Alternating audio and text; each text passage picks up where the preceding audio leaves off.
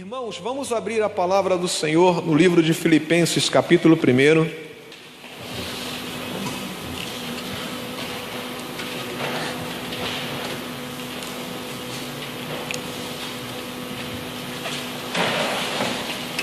Depois do livro de Efésios, você vai encontrar o livro de Filipenses.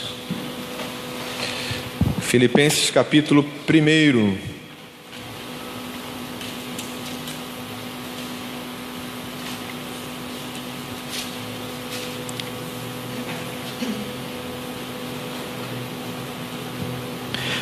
Vamos fazer a leitura de todo o capítulo 1. Acompanhe comigo então a leitura desse trecho da palavra do Senhor.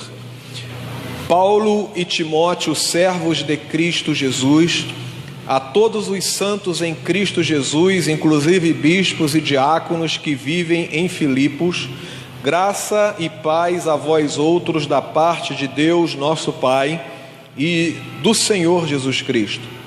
Dou graças ao meu Deus por tudo que recordo de vós, fazendo sempre com alegria súplicas por todos vós em todas as minhas orações, pela vossa cooperação no Evangelho desde o primeiro dia até agora.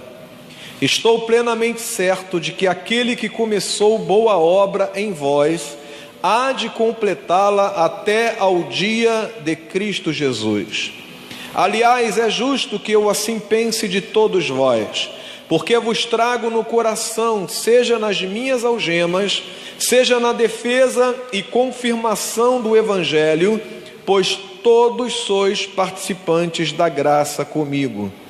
Pois minha testemunha é Deus, da saudade que tenho de todos vós, da terna misericórdia de Cristo Jesus, e também faço esta oração: que o vosso amor aumente mais e mais em pleno conhecimento e toda percepção, para aprovardes as coisas excelentes e serdes sinceros e inculpáveis para o dia de Cristo, cheio do fruto da justiça, o qual é mediante Jesus Cristo para a glória e o louvor de Deus.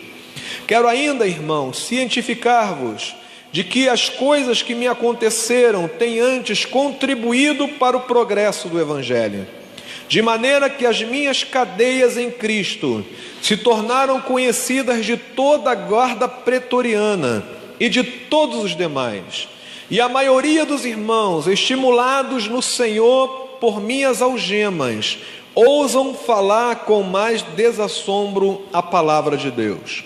Alguns efetivamente proclamam a Cristo por inveja e porfia, outros, porém, o fazem de boa vontade. Estes por amor, sabendo que estou incumbido da defesa do Evangelho. Aqueles, contudo, pregam a Cristo por discórdia, insinceramente, julgando suscitar tribulação às minhas cadeias. Todavia, que importa?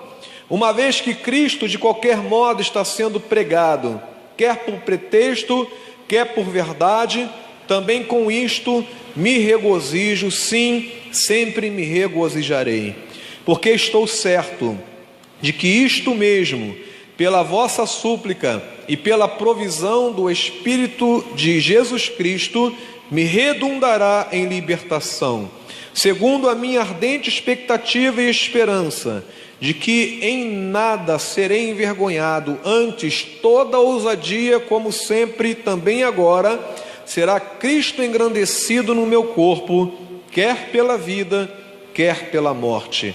Portanto, para mim o viver é Cristo, e o morrer é lucro. Entretanto, se o viver na carne traz fruto para o meu trabalho, já não sei o que hei de escolher. Ora, de um e outro lado estou constrangido. Tenho o desejo de partir e estar com Cristo, o que é incomparavelmente melhor. Mas por vossa causa, é mais necessário permanecer na carne. E convencido disto, estou certo de que ficarei e permanecerei com todos vós para o vosso progresso e gozo da fé, a fim de que aumente, quanto a mim, o motivo de vos gloriardes em Cristo Jesus, pela minha presença de novo convosco. Vivei, acima de tudo, de modo digno do Evangelho de Cristo, para que, ou indo ver-vos, ou estando ausente, ouça no tocante a vós outros que estáis firmes em um só espírito, com uma só alma, lutando juntos pela fé evangélica, e que em nada estáis intimidados pelos adversários, pois o que é para eles prova evidente de perdição, é para vós outros de salvação, e isto da parte de Deus. Porque vos foi concedida a graça de padecerdes por Cristo, e não somente de credes nele, pois tendes o mesmo combate que vistes em mim, e agora ouvis que é o meu. Amém? Queridos, o livro de Filipenses é um livro muito interessante, porque é um livro que demonstra um contraste tremendo. É um livro que fala de alegria, mas ao mesmo tempo demonstra que aquele que está proclamando uma vida repleta de alegria estava passando por momentos complicadíssimos na sua vida. Paulo escreve esta epístola estando preso, e em cadeias ele registra então cada palavra que nós acabamos de ler agora. E se pudéssemos resumir o livro de Filipenses numa única palavra, nós poderíamos resumir, este livro com a palavra alegria. São diversos versículos que ele exorta a igreja a se regozijar. Por diversos momentos ele fala sobre o momento que, diante de Cristo, mesmo em meio às adversidades, o crente deve se manter alegre e feliz, e mesmo sofrendo na carne a perseguição, ele deveria se regozijar e aprender a padecer por Cristo, e não apenas crer nele, e isto como um resultado de uma fé madura. E quando, irmãos, nós começamos a meditar sobre o livro de Filipenses, nós começamos a entender absolutamente que a alegria que Cristo coloca dentro do nosso coração, ela não é uma alegria resultado daquilo que temos, não é resultado de coisas materiais, e nem é resultado, de um estado emocional elevado de cada um de nós. A alegria do crente, ela é independente daquilo que está acontecendo fora de nós e até mesmo dentro de nós. E é algo interessante, porque quando Paulo começa a falar à igreja de Filipos, ele mesmo se coloca como exemplo daquilo que ele está falando. E para um pregador, para um crente em Cristo Jesus, nada traz mais autenticidade a uma palavra, a um argumento, do que você colocar-se como a própria ilustração da sua mensagem ou do argumento que você está tentando expor. Paulo fala daquilo que estava vivendo. Paulo fala dos momentos complicados da sua vida e como Cristo trouxe alegria ao seu coração. E este é o desafio do crente, principalmente em terras brasileiras, quando você não tem muitos motivos para se alegrar e para se regozijar, nem em relações materiais e muito menos, em questões aonde você pode dizer que pode viver uma vida tranquila, em paz, sem nenhum estresse, sem nenhum aborrecimento, sem nenhum tipo de adversidade, sem nenhum tipo de complicação.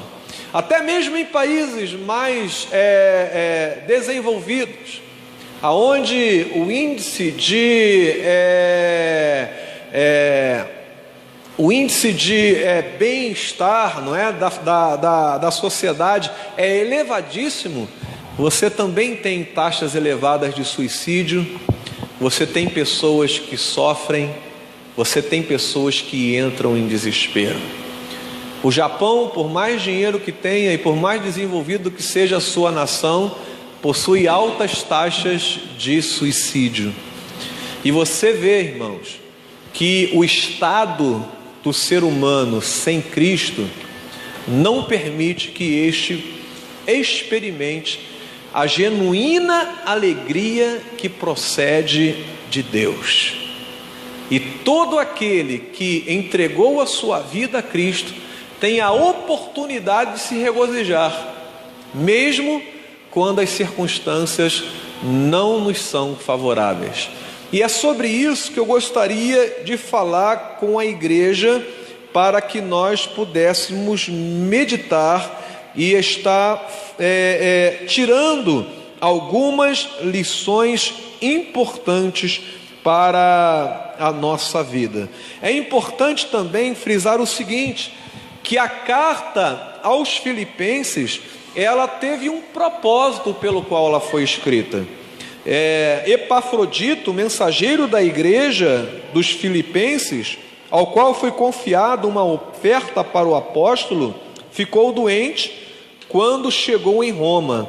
Restabelecido, voltou a Filipos, e Paulo aproveitou a sua volta para enviar uma carta de agradecimento e exortação à igreja acerca das condições que Epafrodito tinha notificado a Paulo. Ou seja, Epafrodito volta e encontra Paulo, conta como a situação de Filipos estava, aquela igreja, e Paulo então escreve esta carta a uma igreja sofrida, a uma igreja perseguida, a uma igreja que passava por tribulação. E Paulo exorta aquela igreja em todas as circunstâncias a se regozijar no Senhor. Agora vejam alguns aspectos importantes, irmãos, desse texto que nós acabamos de ler. Paulo demonstra, num primeiro momento, o seu regozijo dentro da prisão. Se você observar do verso 12 ao verso de número 14, nós acabamos de ler, Paulo ele deixa muito claro da onde ele está escrevendo aquilo que nós acabamos de ler, não é? Quero ainda, irmãos, cientificar-vos de que as coisas que me aconteceram têm antes contribuído para o progresso do Evangelho, de maneira que as minhas cadeias em Cristo se tornaram conhecidos de toda a guarda pretoriana e de todos os demais. E a maioria dos irmãos, estimulados no Senhor por minhas algemas, ousam falar com mais desassombro da palavra de Deus. Então vejam que a alegria de Paulo, naquele momento, mesmo estando preso, foi que Paulo conseguiu discernir que num momento muito complicado da sua vida, Deus havia permitido que aquele momento de tribulação momentânea pegasse a sua caminhada para que ele pudesse mostrar o seu poder a pessoas que talvez Paulo não teria encontrado se tivesse livre. O texto bíblico fala, irmãos, que Paulo teve a oportunidade de pregar a guarda pretoriana, ou seja, a tropa de elite do imperador romano. Quem sabe aqueles soldados tomavam conta, não é, dos cárceres, ou tomavam conta da passagem dos prisioneiros de uma ala para outra. Nós não sabemos exatamente como Paulo tinha contato com aqueles soldados, mas ele deixa muito claro no versículo de número 12, que aquele momento de tribulação foi o momento que Deus usou para o progresso do Evangelho. foi o momento que Deus usou para que o nome dele fosse glorificado na vida de pessoas que Paulo talvez nunca tivesse encontrado. Ele fala dos soldados romanos, da guarda pretoriana, e ele fala também daqueles que junto com ele estavam em cadeias, presos, encarcerados, que foram alcançados pela palavra do Evangelho quando Paulo esteve na cadeia e na prisão.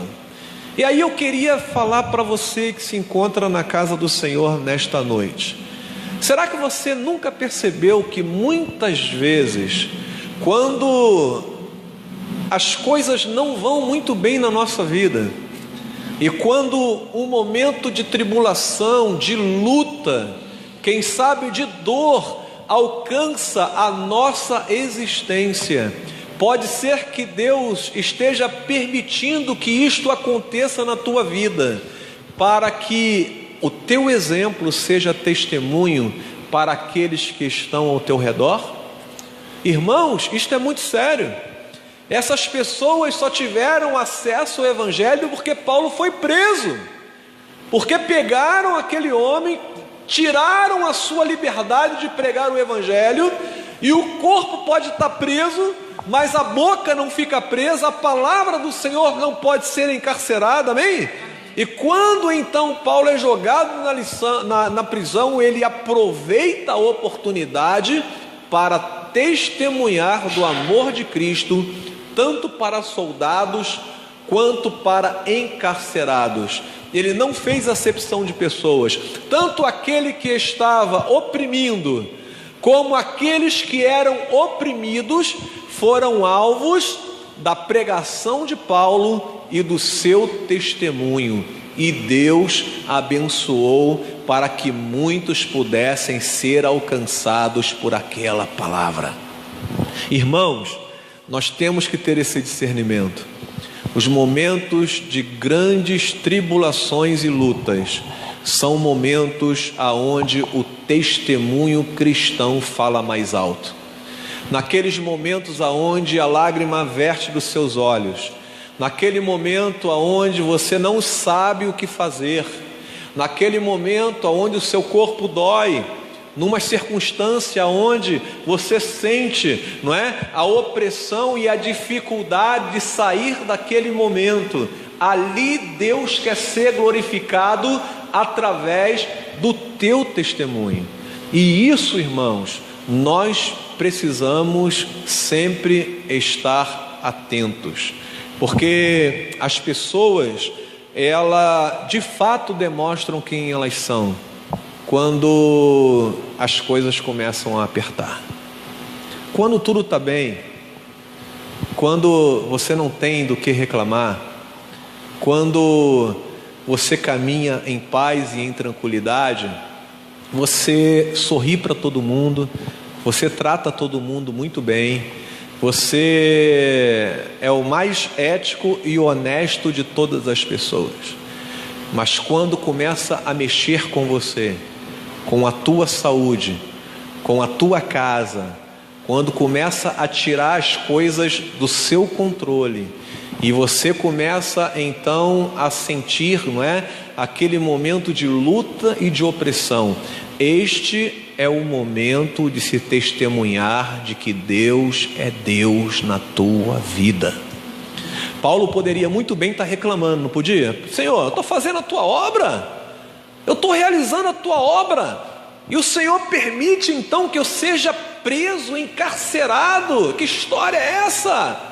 Isso não pode acontecer, eu sou um homem de Deus. Mas Paulo consegue discernir que a sua estada dentro da prisão tinha um propósito. Deus tinha um plano para aquelas pessoas. Paulo era apenas um instrumento, e quando Paulo percebe isto, ele é usado poderosamente para salvar vidas e também para animar aqueles que estavam desanimados. Imagina, a pessoa está livre, e ele percebe e ouve que Paulo preso estava pregando, e muitos estavam se convertendo dentro da cadeia. Paulo diz aqui no versículo de número 14, que muitos foram estimulados com a sua prisão, porque perceberam que mesmo preso, Paulo não desanimou e não parou a obra. E isso, irmãos, é muito interessante.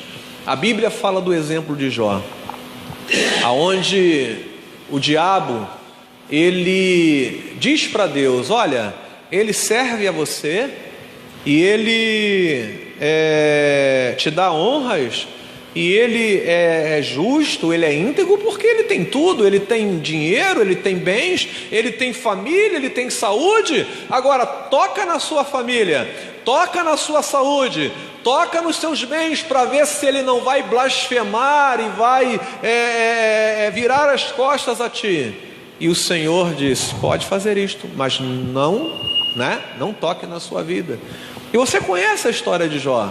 Ele perde os bens, ele perde os filhos, a sua esposa, o abandona. E chega no momento onde Jó pensa que as coisas, Jó experimenta o pior daquela situação, mas ele jamais ousa blasfemar contra Deus, e ele diz: eu sei que o meu Redentor, ele vive, e eu verei esse Redentor agindo na minha vida, e ele mudará esta realidade, porque eu creio que ele está vendo todas essas coisas. E nós sabemos, irmãos, que Deus, ele dá em dobro a Jó tudo aquilo que ele tinha, porque no momento de grande luta, de grande dificuldade, de grande adversidade, ele manteve o seu testemunho ali fiel. E a Bíblia diz no final que Deus mudou a sua sorte enquanto ele orava pelos seus amigos, que naquele momento de tribulação acusava Jó de ser pecador, de ter insultado a Deus, e tudo aquilo era consequência de uma atitude insana de Jó. Mas Jó se manteve firme, e o seu testemunho, quando as coisas não estavam bem, foi determinante para Deus mudar a sua sorte.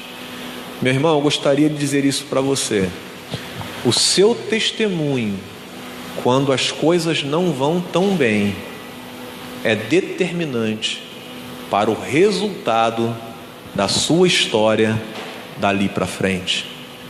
Deus permite que muitas vezes nós sejamos jogados na fornalha de fogo ardente, nós sejamos jogados na cova dos leões, nós sejamos colocados diante de gigantes, para que o nosso testemunho apareça, para você mostrar quem você é, para você mostrar se você tem ou não tem compromisso com Deus.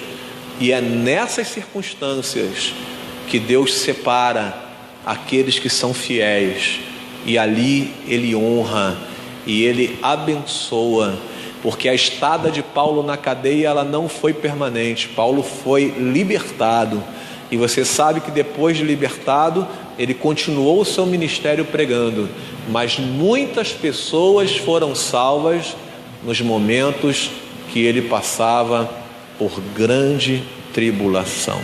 Você já viu pessoas assim?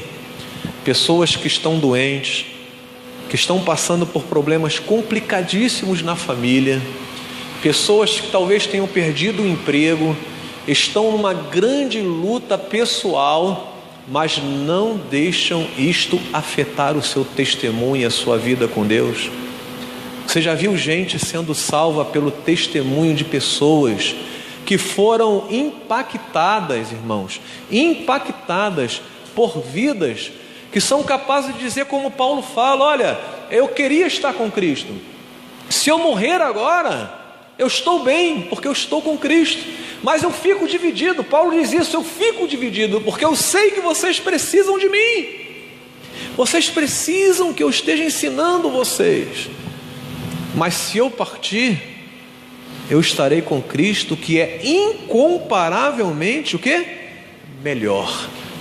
É por isso, irmãos, que você não deve reclamar Quando os dias difíceis baterem à porta da sua existência, não blasfeme contra Deus, não reclame dos momentos adversos, peça a Deus forças para passar por esses momentos e pergunte ao Senhor o que Deus quer mostrar a você com todas essas circunstâncias adversas.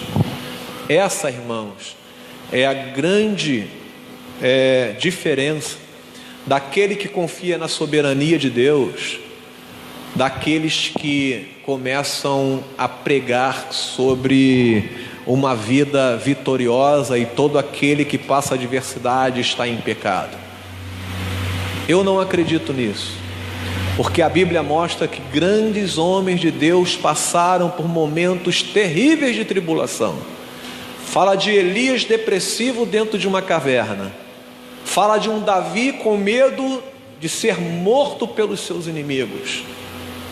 Fala de Abraão tendo que mentir porque estava receoso de que a sua esposa fosse tomada pelo rei.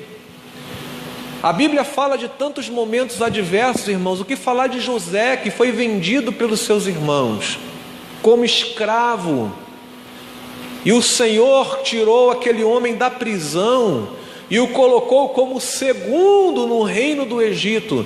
E lá no capítulo 50, no final da história de Gênesis, se não me engano, no capítulo 50, não é? José vai dizer: olha, agora eu sei por que tudo isso aconteceu na minha vida. Foi para abençoar a minha família e os seus descendentes. Deus sempre tem um propósito nos momentos de adversidade. E se você não sabe qual é, talvez você não saiba agora, mas haverá um momento que você perceberá por que aqueles dias foram dias complicados e difíceis na tua vida. Mas o que a Bíblia ensina é que Paulo, dentro da prisão, ele se regozijava. Você não vê um homem triste, desanimado, cabisbaixo. Ele sabia que mesmo dentro da prisão, o Senhor estava lá com ele. Amém? Como estava com Daniel na cova dos leões, como estava com Sadraque, Mesaque e Abdenego dentro da fornalha ardente, como estava com Davi enfrentando aquele gigante. O Senhor caminha conosco no meio das adversidades. A gente vai falando e os textos bíblicos vão vindo na cabeça. Vocês lembram quando o Senhor estava revoltado com o povo, porque o povo era desobediente, o povo não queria seguir as suas orientações, e o Senhor chega num determinado momento e fala assim: eu não vou mais com este povo no meio do deserto, eu vou mandar um anjo, e esse anjo vai com vocês. E o que Moisés disse? Senhor, se o Senhor não for conosco, nós não vamos sair daqui. O Senhor precisa estar conosco. A caminhada é difícil. Cada passo são passos aonde nós vemos oposição e adversidade. E Deus vai mostrando, irmãos, e vai mostrando a sua vontade nas nossas vidas a cada momento. Amém? E essa é uma palavra que eu gostaria de deixar para você nesta noite. Eu não sei como você entrou aqui neste lugar de adoração e de oração, mas eu sei, irmãos, que a nossa vida está nas mãos do Senhor. E a gente precisa aprender que cada situação que acontece conosco tem um propósito, tem um objetivo, tem um porquê. Você não vai saber e não vai ter todas as respostas, mas você precisa entender que Deus é soberano e Ele está no controle da tua vida, e Deus sempre demonstra a sua bondade, mesmo nos momentos de adversidade. Se Deus fizer, Ele é Deus. E se não fizer, Ele continua sendo Deus. E Paulo aprendeu isso e pôde compartilhar com a igreja de Filipos esta verdade. E ao compartilhar, o que acontece? Pessoas são impactadas com seu testemunho e são salvas. E aqueles que já eram salvos se sentem motivados, porque se tem alguém numa situação pior do que eu e está fazendo mais do que eu, então eu preciso fazer algo para que a minha vida possa ser uma vida que glorifique o nome do Senhor em todas as circunstâncias. Amém, irmãos? Nós temos muitas outras lições no livro de Filipenses, mas nós vamos parar por aqui. E eu gostaria de orar por você nesta noite, estimulado pela experiência do apóstolo Paulo, e nós vamos interceder para que esses momentos difíceis possam ser momentos onde Deus seja glorificado na tua vida. Vamos ficar em pé, irmãos, e nós vamos estar intercedendo. Nós conseguimos cantar esta música, se Deus fizer, não é? Que esta música possa inspirá-lo a orar e a aplicar a palavra do Senhor que foi proferida nesta noite na tua vida. Vamos louvar ao Senhor com este cântico, e enquanto você adora ao Senhor, que o teu coração esteja se colocando diante do Senhor, para que todas as circunstâncias, boas ou ruins, redundem em glória ao nome do Senhor. Deus é bom o tempo todo, irmão, não esqueça disso.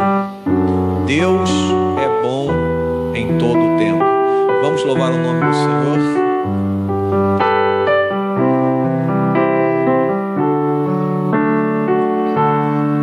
Minha fé não está firmada nas coisas que podes fazer. Eu aprendi a te adorar pelo que és. Dele veio sim o amém, somente dele mais ninguém. A Deus seja o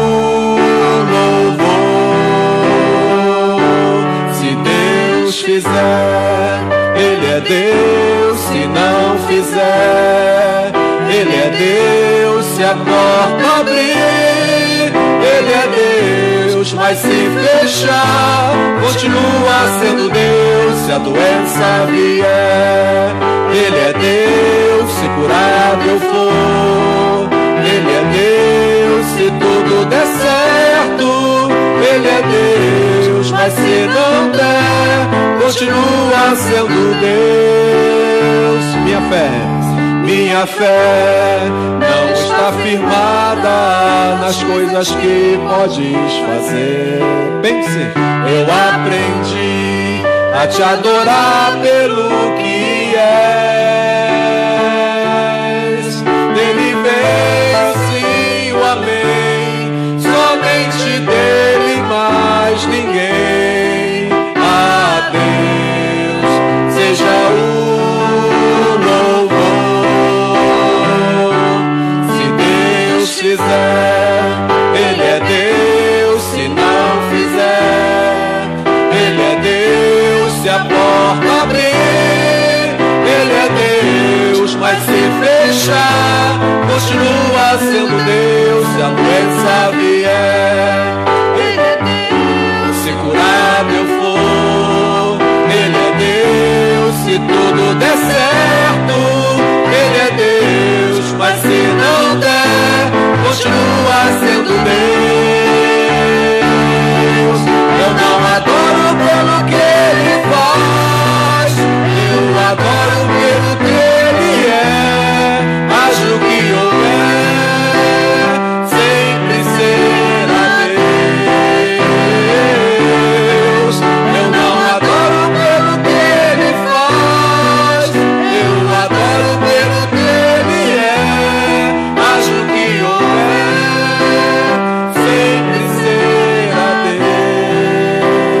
baixinho. Se Deus fizer, Ele é Deus. Se não fizer, Ele é Deus. Se a porta abrir, Ele é Deus. Mas se fechar, continua sendo Deus. Se a doença vier, Ele é Deus. Se curar eu for, Ele é Deus. Se tudo der certo, Ele é Deus. Mas se não der, continua sendo Deus. Sim, Pai, nós entendemos que Tu és soberano sobre a nossa vida e sobre as circunstâncias nas quais a nossa vida está inserida. Senhor, muitas vezes nós queremos ter o controle do barco, e quando o vento e a tempestade sopram com força, nós sentimos medo porque não temos o controle. Mas nós louvamos o Teu nome, porque Tu és aquele que governa sobre o vento, sobre o mar, sobre as nossas vidas. E com uma palavra o Senhor pode fazer cessar o vento e acalmar o mar. Mas se o Senhor não fizer isto, nós entendemos, Senhor, que Tu tens um propósito com toda a adversidade. Por isso, Senhor Deus, eu quero pedir pelos meus irmãos que se encontram aqui neste lugar, por aqueles que estão ouvindo pela internet, Senhor, em nome de Jesus, eu quero pedir que o Senhor mostre que o Senhor está presente. Amém.